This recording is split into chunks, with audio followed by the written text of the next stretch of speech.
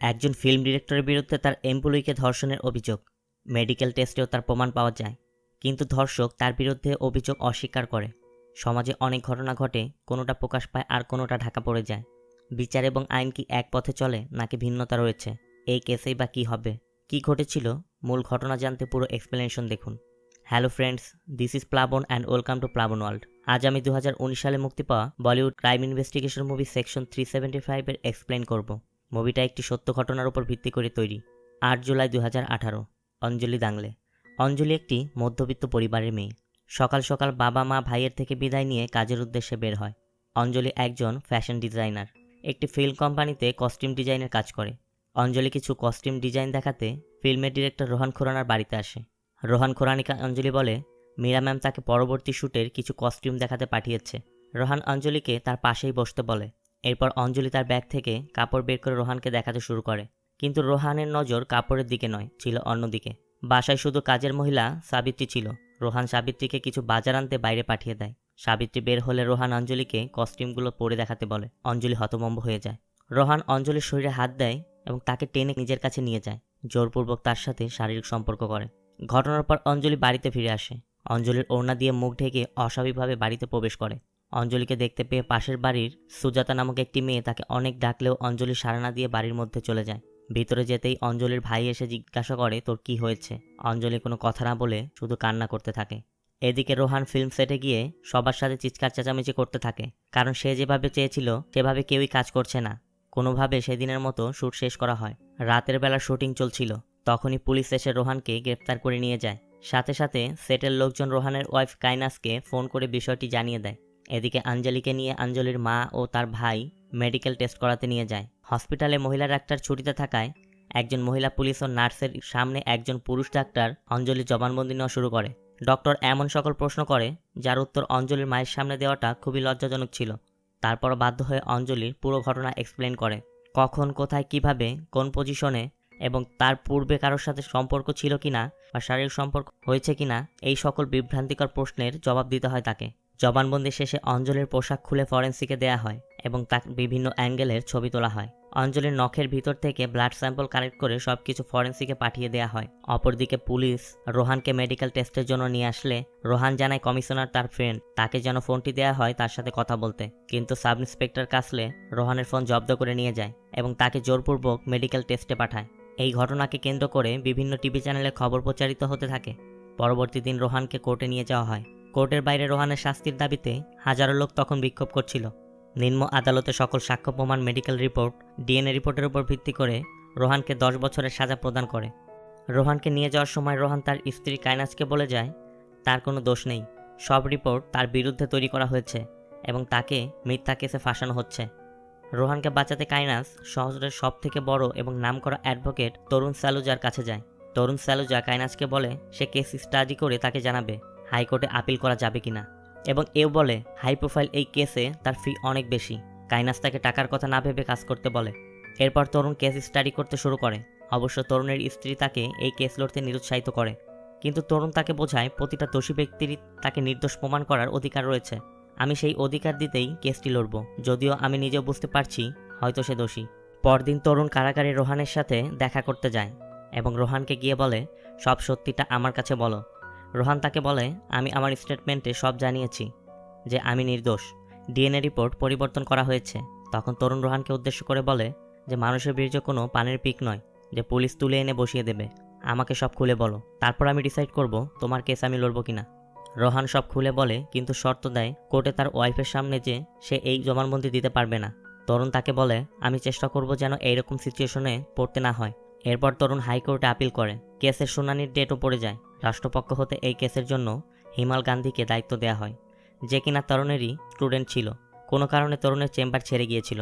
শুনানির দিন মিস গান্ধী রোহানের বিরুদ্ধে সকল প্রমাণ পেশ করে ও আদালতকে জানায় রোহান তার ক্ষমতা ও অঞ্জলিকে কেরিয়ারের চাপে ফেলে রেপ করেছে, তাই তাকে যেন সর্বোচ্চ সাজা প্রদান করা হয়। তরুণ তার বক্তব্য তুলে ধরে। তরুণ আদালতকে জানায় এই কেসের সকল সাক্ষ্য প্রমাণ সে ক্রস এক্সামিন করতে চায় এবং তার ধারণা তদন্ত সঠিকভাবে হয়নি আর প্রমাণগুলো তো ঝামেলা রয়েছে। রোহানের বিরুদ্ধে অঞ্জলিকে ঢাল হিসেবে ব্যবহার করা হয়েছে আর সে এটা প্রমাণ করে দিবে। এরপর কোর্টের বিরতি হয় সাময়িক সময়ের জন্য। এরপর মিস গান্ধী অঞ্জলির বক্তব্য জানতে চায়। এরপর কোর্টের ভিতর থেকে বাইরের সকল লোককে বাইরে বের করে দেওয়া হয় এরপর অঞ্জলির স্টেটমেন্ট বলতে থাকে। 8 জুলাই রোহান খুরানার বাসায় অঞ্জলির সাথে কি ঘটেছিল। অঞ্জলি জানায় সে রোহানকে কস্টিউম দেখাতে গেলে রোহান কাজের মেয়েকে কাজের বাহানায় বের করে দেয়। প্রথমে রোহান অঞ্জলিকে প্যান্টের বেল্ট ধরে বেডরুমে নিয়ে যায় এবং অঞ্জলি বাধা দিলে তাকে মারধর করে, যার প্রমাণ ছবিতে রয়েছে। এরপর তাকে রেপ করে। মিস গান্ধী সকল মেডিকেল রিপোর্ট কোর্টে পেশ করে। Miss Gandhi costume designer Meera Singh এর সাক্ষ্য নেয়। এখানে জানা যায় মীরা একদিন দেখেছিল শুটিং সেটে একদিন অঞ্জলি এলোমেলো চুল ও এলোমেলো পোশাক নিয়ে রোহানের ভ্যান থেকে বের হয়ে সোজা ওয়াশরুমে চলে যায়, যাতে তার একটু সন্দেহ হয় হয়তো রোহান খুরানার সাথে অঞ্জলির কিছু একটা হয়েছে। অবশ্য মিস গান্ধী এটা বোঝাতে চায় যে রোহান আগে থেকেই খারাপ চরিত্রের অধিকারী ছিল। এরপর তরুণ কেসের ইনভেস্টিগেশন অফিসার সাব ইন্সপেক্টর কাসলেকে ডাকে। তরুণ জানতে চায় অঞ্জলি দুপুর 1টায় থানায় কমপ্লেন করতে এসেছিল, কিন্তু রোহানকে গ্রেপ্তার করা হয় সন্ধ্যা 7টায়। এই সময় কাসলে কোথায় ছিল? কাসলে জানায় সে অঞ্জলির কমপ্লেন নিচ্ছিল, কিন্তু নিয়ম অনুযায়ী একজন মহিলা পুলিশ অফিসারই এই কমপ্লেন নেওয়ার কথা। অথচ এফআইআরেও সিগনেচার রয়েছে একজন লেডি অফিসারের, যে কিনা সেদিন উপস্থিতি ছিল না। অথচ কাসলে বলছে সে ওই দিন কমপ্লেন নিয়েছিল। এখানে পুলিশের কথায় বেশ গরমিল বোঝা যায়। তরুণ রোহানকে ডাকে। তখন রোহান জানায় কাসলে তাকে অঞ্জলির কমপ্লেন নেওয়ার আগে 3বার কল করেছিল সেটেলমেন্ট করতে। সাব ইন্সপেক্টর কাসলে রোহানকে 50 লাখ টাকা দিতে বলে এবং ভয় দেখায় একবার এফআইআর হয়ে গেলে কেউ তাকে বাঁচাতে পারবে না। সাব ইন্সপেক্টর কাসলে রোহানকে থানার বাইরের একটি দোকানের ল্যান্ডলাইন নম্বর থেকে কল করেছিল, যাতে ট্রেস করলেও সমস্যা না হয়। অবশ্য রোহান এই প্রস্তাবে রাজি না হলে সন্ধ্যা 7টায় কাসলে রোহানকে গ্রেফতার করে। তরুণ রোহানের কল রেকর্ডের ডিটেলস আদালতে জমা দেয়। তরুণ আবারও সাব ইন্সপেক্টর কাসলেকে জেরা করতে শুরু করে। এখানে কাসলে যে রোহানের থেকে টাকা আদায় করতে চেয়েছিল তার কল রেকর্ড ছিল রোহানের ফোনে, এবং সেই কারণে কাসলে 2 দিন পর্যন্ত রোহানের ফোন তার নিজের কাছে রেখে দিয়েছিল, যা সম্পূর্ণ বেআইনি। তরুণ আদালতকে জানায় এই কেসের যে সকল এভিডেন্স ছিল তা পুলিশ কাস্টডিতে 5 দিন রাখার পর সেগুলো ফরেন্সিকে পাঠানো হয়েছে, আর পুলিশ এতে ইনভলভ ছিল। হতে পারে পুলিশ এই আলামতগুলো বা এভিডেন্সগুলো মেটানোর চেষ্টা করছিল, হতেও পারে তারা এটি ম্যানিপুলেট করার চেষ্টা করছিল। আর এগুলো না থাকলে কেসে ভ্যালিড কোনো এভিডেন্সও নেই। তাই তরুণ আদালতকে এই আলামতগুলোকে অ্যালাউ না করার জন্য অনুরোধ জানায়। এরপর কোর্ট শর্ট ব্রেক হয়। বিরতির পর বিচারক জানায় পুলিশ কাস্টডিতে যে গাফিলতি হয়েছে তার জন্য আমরা ভুক্তভোগী বা বাদীকে কোনোভাবে লোকসানে ফেলতে চাই না, এবং পুলিশের গাফিলতির আমরা তার বিরুদ্ধে অবিচার করতে পারি না। আমি মানছি এসআই কাসলে সেটেলমেন্টের চেষ্টা করেছে, আর এসআই কাসলের এতটা সায়েন্টিফিক নলেজ নিশ্চয়ই নেই যে সে মেডিকেল এভিডেন্স পরিবর্তন করে দিবে। তাই অঞ্জলি দাঙ্গলের অভিযোগের মোতাবেক রোহান খুরানার বিরুদ্ধে সকল মেডিকেল ও ফরেন্সিক এভিডেন্স আমি অ্যালাউ করছি। তরুণ আদালতকে বলে পুলিশের গাফিলতি যদি বাদীর সাফার করতে না হয় তাহলে আসামি কেন সাফার করবে? আমি আবেদন করছি তাকে যেন বেইল দেওয়া হয়। আদালত বেইল নাকচ করে শুনানির নতুন দিন ধার্য করে। পরবর্তী শুনানির দিন তরুণ অঞ্জলিকে প্রশ্ন করে ওই দিন অঞ্জলি রোহানের ফ্ল্যাটের চিৎকার করেছিল কিনা। অঞ্জলি বলে আমি চিৎকার করেছি, হয়তো কেউ শোনেনি। তরুণ জানতে চায় ঘরের কোথায় রেপ হয়েছিল। তখনই মিস গান্ধী উঠে কোর্টকে যা অভিযোগ করে চার্জশিটে সব ডিটেলস রয়েছে, যেখানে বেডরুমে বেডশিটে সিমেন্ট মার্ক পাওয়া গেছে এবং অঞ্জলির চুল এবং অঞ্জলির মাথার ব্যবহৃত গাজরার ফুলও পাওয়া গিয়েছে। তাই অ্যাকিউজডকে বারবার এই ধরনের প্রশ্ন করে হ্যারেস্ট না করার জন্য অনুরোধ করে। এরপর তরুণ অঞ্জলির জিন্সের মতো একটি জিন্স তৈরি করে নিয়ে আসে, যেই জিন্স প্যান্টটি সে ওই দিন পরেছিল। আদালতের সামনে সে ট্রায়াল দেওয়ার জন্য অনুমতি চায়।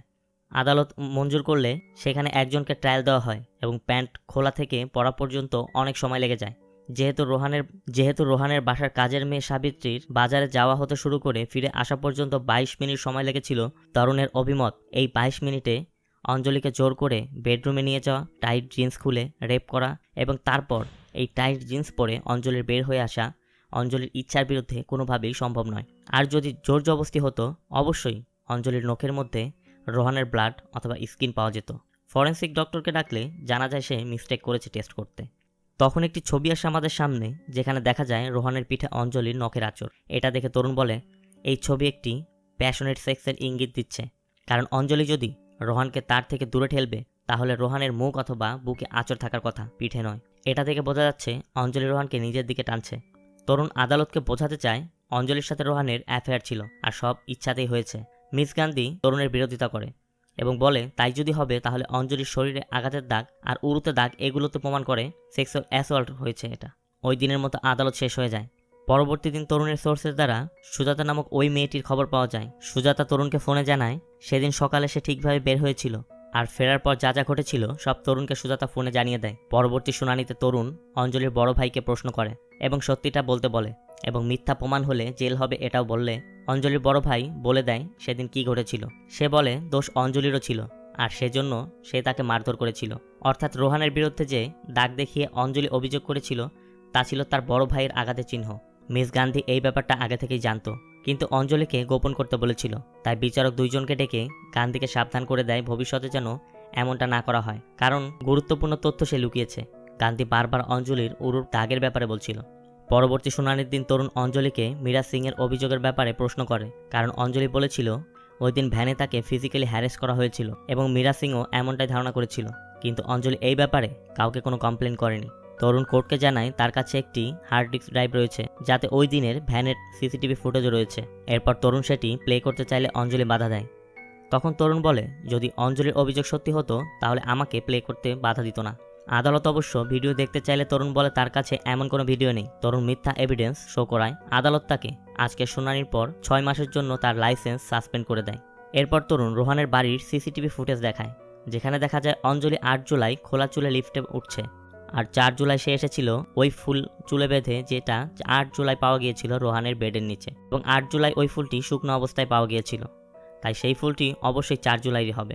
তাই তখন গান্ধী উঠে যদি তাদের মধ্যে অ্যাফেয়ার থেকেও থাকে তারপরও রেপ কেস ভ্যালিড, কারণ প্রতিটা মেয়ের সাথে শারীরিক সম্পর্কের আগে তার থেকে অনুমতি নেওয়া বাধ্যতামূলক। আর যদি সেই নারী অ্যাফেয়ার চলাকালীন কোর্টে এসে অভিযোগ করে তার অভিযোগ গ্রহণযোগ্য। আইন এভাবেই তৈরি।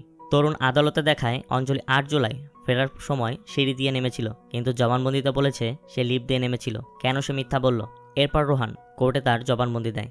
এখানে আমরা জানতে পারি রোহানের সাথে অঞ্জলির দেখা হয়েছিল 6 মাস পূর্বে।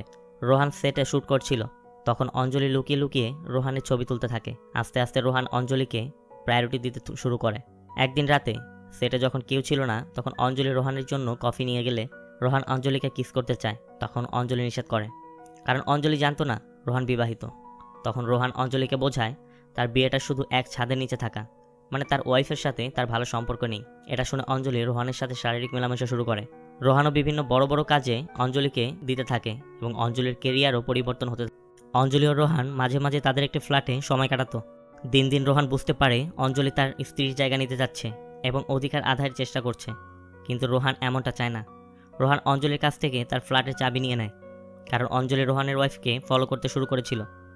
আর ওই দিনই ভ্যান থেকে বের হওয়ার সময় মীরা দেখতে পায়। রাতের বেলা অঞ্জলি ফ্ল্যাটে তার কাপড়গুলো আনতে গিয়ে দেখতে পায় রোহান অন্য একটি মেয়ের সাথে সময় কাটাচ্ছে।